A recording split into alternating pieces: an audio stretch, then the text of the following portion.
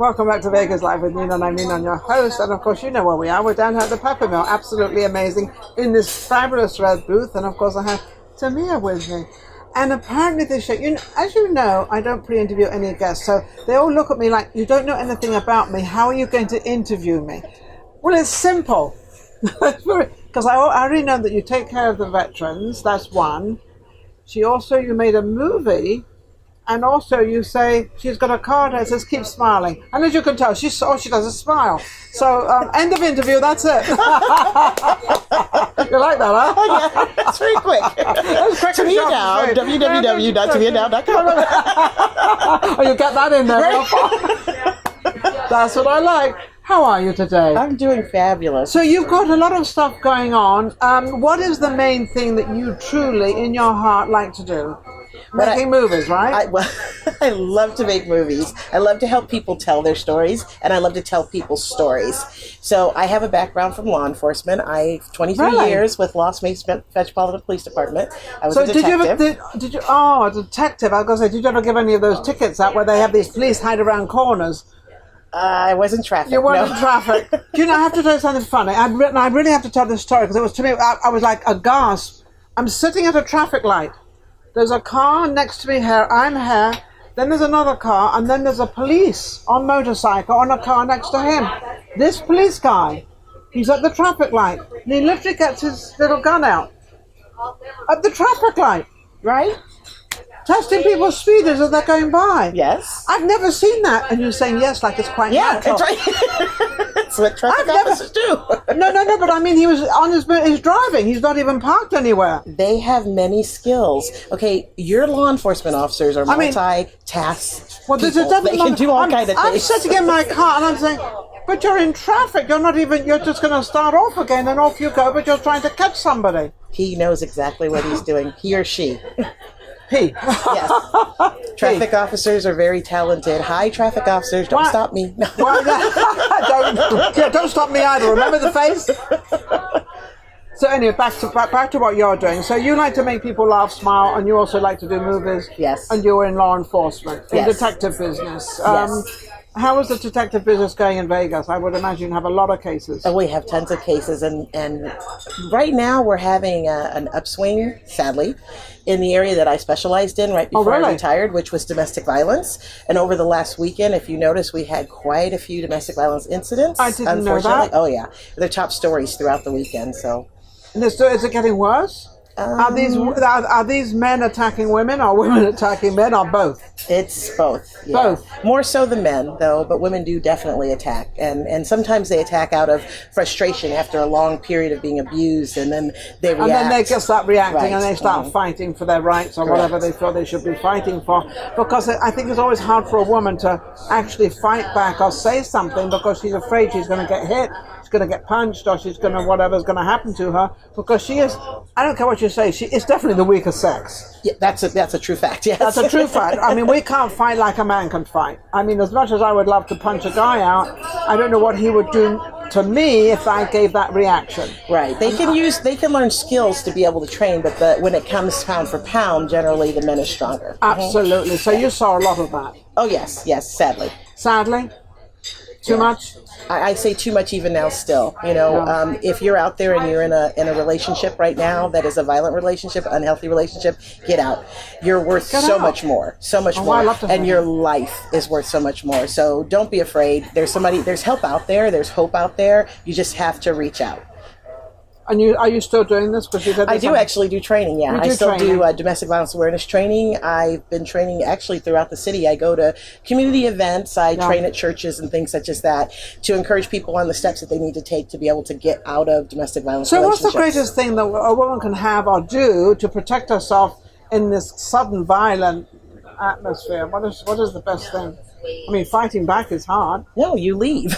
There you are. It may seem like I'm saying it so simply. You are. But the thing is, there are doors and there are avenues and there are resources out there for you. No, I don't think the women think of that when they're in it. No, they don't. No, they don't. Yet I'm telling you, there are. So, there are. So yeah, there are. There's many ways. There's escape plans. There's safe nest. There's safe house. You know, there's shade tree. There's so many things. And I know that a lot of people don't want to go and stay in a shelter. shelter, and the thing is they give you resources and they help you to be able to find a way. Yes, a way out. Do they often blame themselves for the situation? If they've been emotionally abused long enough, yes, they can. They do. Yeah, because they've been hearing it for so long. How it's your fault if you hadn't done this. Exactly. Right. This would never have happened if you had been the correct wife. Well, how can you be correct? But the truth is that if you are an adult person, you do not ever need to be physically disciplined by another adult. Bottom line. Oh, I remember that, but I never have, so I don't know about that situation. Right. Fortunately. And love is not abuse. Love is not abuse. My dad gave me a couple of swipes when I was a kid. As a child and adult, that's a whole different situation. Well, yeah, a child you don't understand. Well, no, as a child, as long as you are not violently, beating down a child, you can swack them. You can put them on punishment. The only reason you would do that is just to let them know your authority and what they did was wrong. Yet if you beat them or abuse them, that's different. That's jail time. That's jail time. Mm-hmm. So it's a fine line. Well, not a fine line. I mean, you should all know what you're doing as parents anyway. So your creative life has gone in another direction. Yes, it has. And now it's kind of she loves it. And now you're making films. I am. Yes. What sort of films are you making? Yes. Well, the most recent film I made was I am a U.S. Army veteran, and I, as a law enforcement officer, used to deal with a lot of homeless veterans on the streets. Yes. And sadly, people will say, I don't know why they stay out there. Why don't they, why wouldn't they take a place to stay when it's offered? And the thing is, there's a lot of mental illness when it comes to our veterans. I think that's your problem. That is the problem, is the mental illness. Mental illness. Yeah. Yes. And some things disconnect, whether it's they're dealing with trauma from having been in the service or trauma that's happened after the service. Yeah. It doesn't matter. It doesn't matter. Exactly. It doesn't matter where it comes from. If we're going to start questioning that, we're in real trouble. Exactly. But if you're mentally ill, and a lot of the homeless are mentally sick and mentally ill. Mm-hmm. So how do we cope with this? Or why did you bring this movie out? It was a movie, a documentary, right? Well, it wasn't a documentary. It was actually a drama. Oh, it was and I did it. Sounds like you do a lot of drama. This woman does a lot of drama. She's a big drama queen. And she just met me. I just met her. I went to that. I didn't even know what she does now. Now I can tell what you do. Well, people learn through stories. Yes. So and everyone has a story. And so I tell the story of a female homeless veteran and her trip through mental illness, actually, from insanity to sanity. Yeah. And I did it for the 48-hour film project. Oh, you were on that? Yes. I interviewed you on the red carpet for that. And I won an award, actually. Yeah. You did? You won an award? I won an award for the Best Social Awareness Film. Oh, how wonderful. Yes. How wonderful. Oh, good. Well, you deserve it. Thank you. She does. So are you going to continue with all these films? Yes. My next film is called The 5-Minute Window, and it's going to talk about domestic violence and sex trafficking and how to get out. Sex trafficking. We need this sex trafficking out there. This sex trafficking has gone absolutely, totally crazy. Right. Absolutely crazy. Right. Absolutely. It's very, very bad with the young people just being picked up, and they can be picked up in shopping centres anywhere. Anywhere, yes. I always say, I look at these women when they let their children run, and I'm looking at the children, I say, listen, go and get your child. I say, someone can pick that child up. Exactly. And they will in 2 seconds, and they're gone within 2 seconds. How can people reach you if they want to do a movie? You can reach me at www.tamiadow.com. That's www.tamiadow.com. Awesome. And I also help you write your story, which I did in Faith Jesus is and Jesus is. Jesus is, and we all are with Jesus.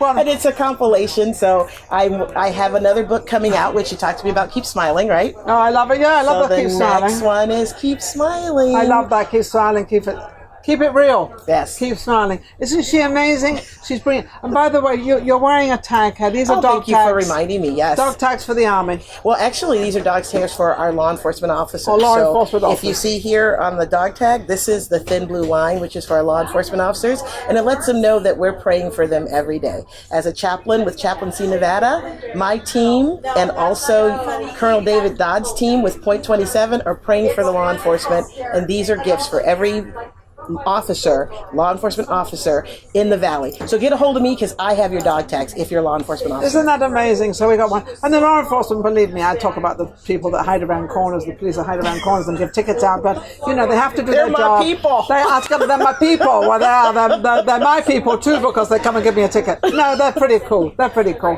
They're just doing their job. That's all they're doing. We'll be right back. Vegas Live with Ninon.